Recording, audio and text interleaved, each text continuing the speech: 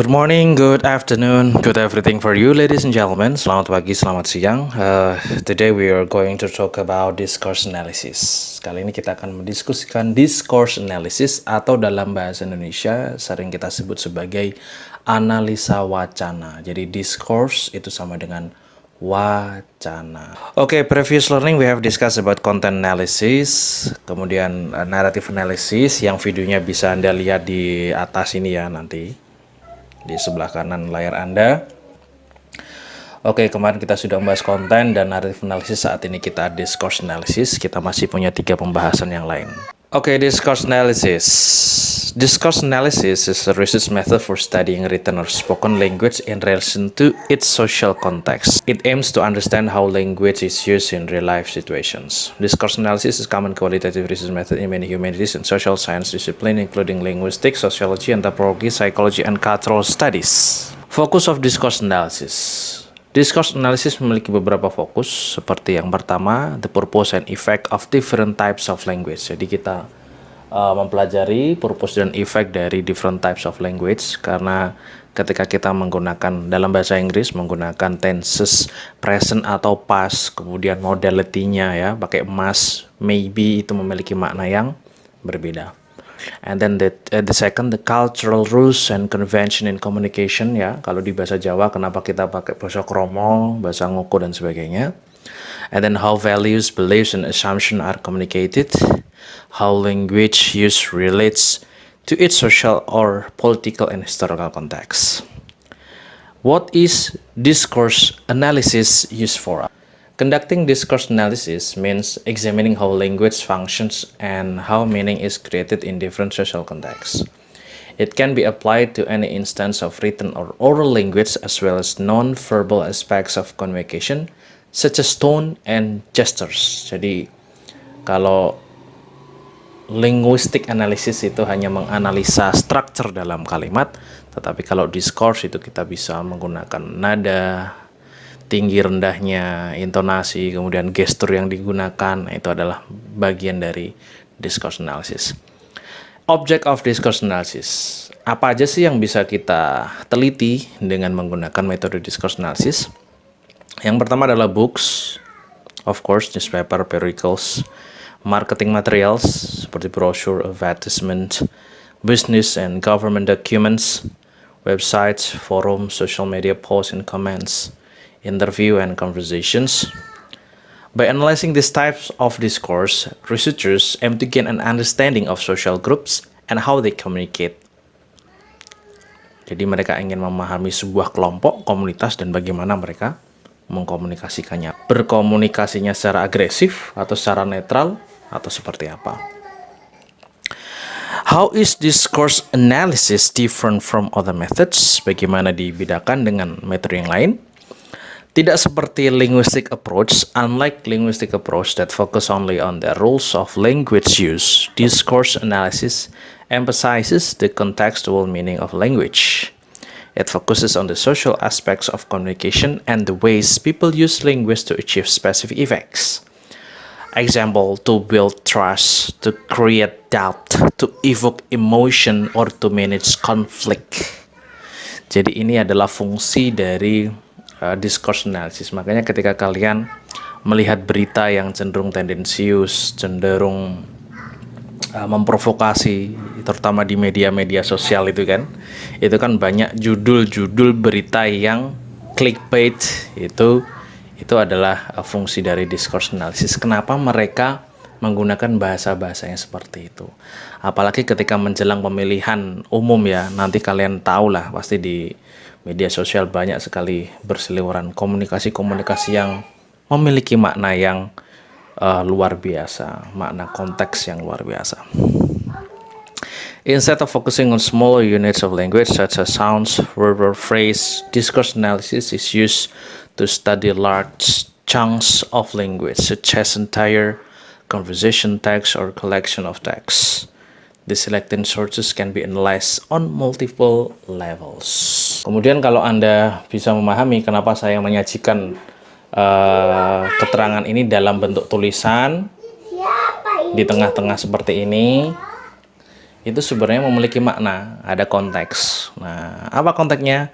Agar Anda fokus, tidak saya kasih gambar, tidak saya kasih musik, hanya tulisan di tengah-tengah. Nah, itu memiliki makna dari saya. Nah, itulah bagian dari discourse analysis. Level of communication and what is analyzed. Jadi di discourse analysis ada beberapa level of communication dan apa saja yang dianalisa. Yang pertama adalah level vocabulary. Vocabulary itu adalah kosakata. What is analyzed? Words and phrase can be analyzed for ideological association, formality, and euphemistic and metaphorical content. Jadi kalau Anda menganalisa vocab, kata-kata yang digunakan itu bisa merepresentasikan, oh ini termasuk ke dalam berideologi apa nih, kanan, kiri, tengah, depan, belakang gitu kan. Seperti itu. Seperti halnya ketika saya mau menyampaikan, wah kenyataannya itu pahit. Tapi saya tidak memakai kenyataan, tapi realitasnya pahit. Ekspektasi, padahal ekspektasi itu sama dengan harapan. Kenapa kita lebih memilih ekspektasi daripada harapan? Itu juga memunculkan sebuah ideologi. The next, grammar. What is analyzed? The way that sentences are constructed. Contohnya menggunakan tensesnya, active, passive construction, and the use of imperative and question can reveal aspects of intended meaning. Jadi kalau misalkan Anda contohnya ingin memerintah orang, tetapi kesannya tidak ingin memerintah, kita rubah komen itu atau imperatif menjadi question. Would you please give me some money? Bolehkah kamu memberikan uang? Padahal kan kalau kita nyuruh give me some money itu kan cukup kan. Tapi karena kita mau merubah lebih halus, would you please give me some money? Would you marry me? Itu kan bisa. Kalau memerintah kan, hey, marry me please, itu kan bisa. And then structure. The structure of a text can be analyzed for how it creates, emphasize, or builds a narrative. And genre itu bentuk teks ya. Ada naratif, ada deskriptif, ada macam-macam. Text can be analyzed in relation to the convention and communicative aims of their genre. Jadi ketika ada seorang politisi, dia menggunakan metode bercerita atau metode deskripsi atau dia metode eksplanasi, exposition itu menjelaskan makna. Dia itu sebenarnya ingin membawa audiens ke arah mana, seperti itu.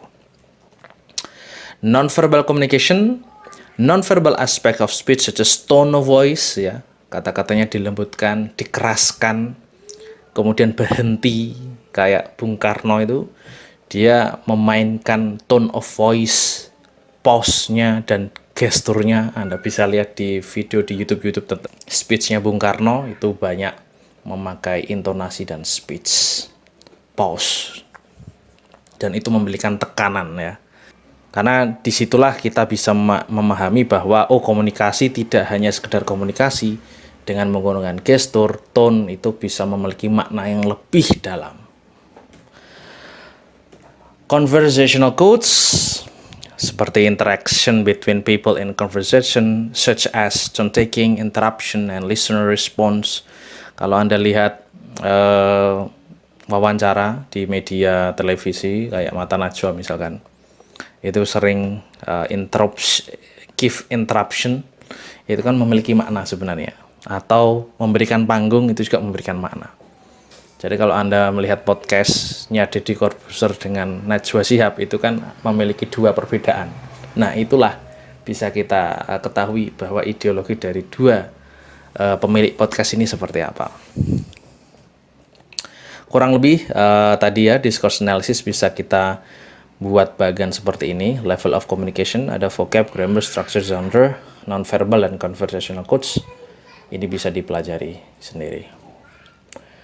Dan how to conduct discourse analysis. Bagaimana sih kita menggunakan discourse analysis? Discourse analysis adalah kualitatif dan memiliki beberapa steps yang bisa kita lakukan. Yang pertama adalah define the research question and select the content analysis. To do the discourse analysis, you begin with a clearly defined research question. Jelas, semua research harus memiliki research question yang jelas. Once you have developed your question, select a range of material that is appropriate to answer it. Step 2. Gather information and theory on the context. You must establish the social and historical context in which material was produced and intended to be received.